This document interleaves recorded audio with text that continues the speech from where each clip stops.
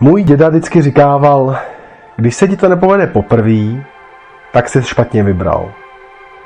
Když se ti to nepovede po druhý, tak jsi měl smůlu. A když se ti to nepovede po třetí, tak seš blbec. Cyklistika je drsná. To je strašně o disciplíně a hodinách denně šlapání v kopcích. A já jsem byl tenkrát ve skvělém týmu. To byli kluci, z kterých jsou dneska profíci. Ale ty moje kila, který jsem vždycky měl navíc, prostě v těch kopcích byly znát.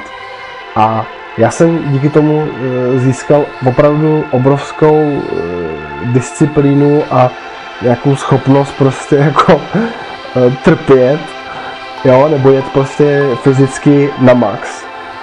Ale zároveň jsem si uvědomil, že když máte jenom jediný důvod, a to je být slavný nebo stát na bedně, že to nestačí. Prostě to, co děláte, vás musí bavit. A mě to kolo jako celkem bavilo, ale nebyla to nějaká super zábava. Mě to v podstatě bavilo spíš, když se jelo z kopce a bylo to rychle. Když jsem začal zápasit, tak zrovna prostě jsme měli jako v rodině trošku jako smutný období a dělal jsem už v korporaci v top managementu, dojížděl jsem každý den 120 km do Prahy tam a zpátky a prostě tyhle všechny věci najednou nešly skloubit ještě s vrcholovým sportem. A já jsem v té době chtěl sedět zadkem na dvou židlích a zjistil jsem, že to nejde. Byla to zase skvělá zkušenost. Zároveň jsem zjistil, že bez týmu, který máte za sebou při tom zápase nebo při tom lámání chleba jako podporu mentální, bez toho to prostě nejde.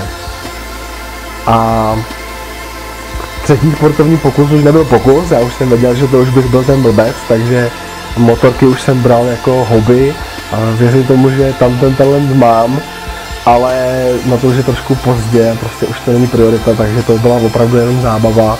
Je to sport, kde se musíte opravdu maximálně soustředit, být důsledný v přípravě motorky, projet si tu dráhu, fyzická příprava, mentální příprava, musíte se soustředit při té jízdě, tam stačí jedna malá chyba a letíte a ty pády, které jsem taky zažil, nejsou příjemný, bolí to a člověk si pak jako říká, ale zaplať pámu, že jsem to přežil prostě, jo? A ve zdraví třeba, ideálně. Tou dobu jsem se samozřejmě potřeboval nějak živit. Začal jsem v krámu s zdravou výživou a činkama. A pak jsem potřeboval auto, samozřejmě, jako mladý kluk, takže jsem si našel práce obchodního nástupce v korporaci tenkrát. A tím začala kariéra vlastně v obchodu. A po 4 letech jsem už nastoupil na manažerskou pozici a já jsem měl štěstí na šéfy, to byli vždycky lidi, kteří mě někam posunuli. A já jsem v těch korporacích byl opravdu tak dlouho, dokud jsem se někam posouval.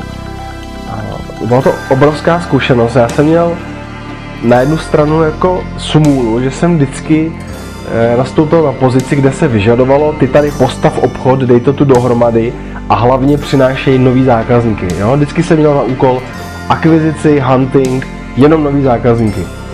A já jsem samozřejmě dělal strašně moc manažerských chyb a s lidma mi to nešlo. Prostě bylo to jako hrozný, jo, svým způsobem.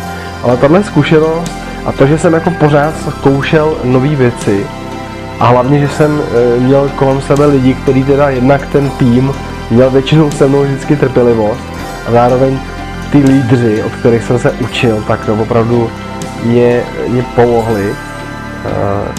Díky tomu jsem zjistil, že ten proces, kdy něco od nuly musím postavit, nebo dát něco dohromady, aby to fungovalo, že to je to, co mě baví.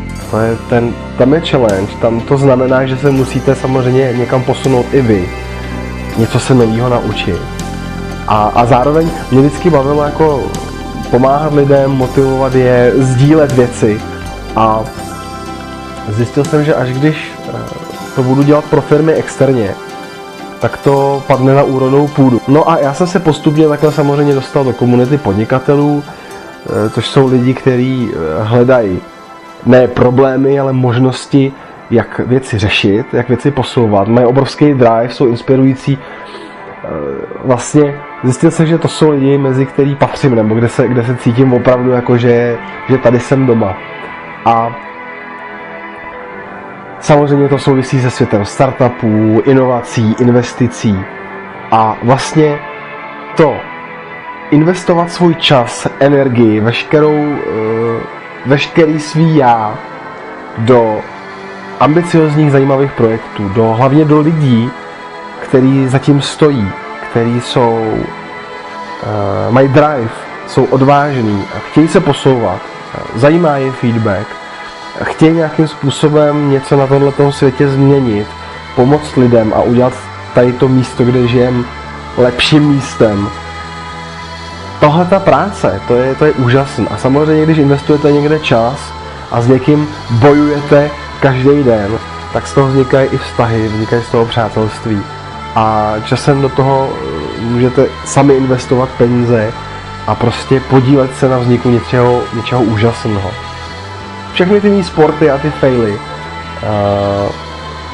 mi pomohly uvědomit si i další důležitou věc, že prostě bez zázemí rodinného, bez úžasné rodiny, a já mám to štěstí, že jsem potkal úžasnou manželku, mám krásné 3 děti, bez toho to taky nejde. Je důležitý opravdu rozlišovat mezi tou prací a mezi tou rodinou. A ono je to někdy samozřejmě těžký, ale když zjistíte, že tam jde nastavit nějaký synergie, takže to, co vy se musíte naučit v té práci, můžete pak použít doma a zároveň ta trpělivost a respekt a pomoc a sdílení a všechno pozitivní z rodiny si zase můžete použít potom v té práci.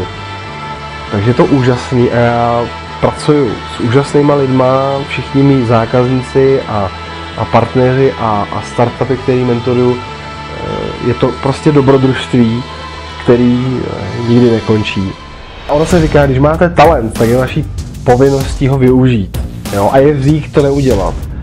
A stejně tak, když nějaký podnikatel udělá skvělý produkt, tak je hřích ho neprodat, protože když ho neprodá, tak se vlastně ta úžasná věc, kterou udělal, nedostane k těm zákazníkům a oni si ji nebudou moct užít. A jeden z těch jako dnešních jevů je, že jako spousta firm nemá úplně kvalitní produkty, ale buď mají dobře nastavený prodej, nebo jsou strašně agresivní v nějakých věcech a proto jsou úspěšní.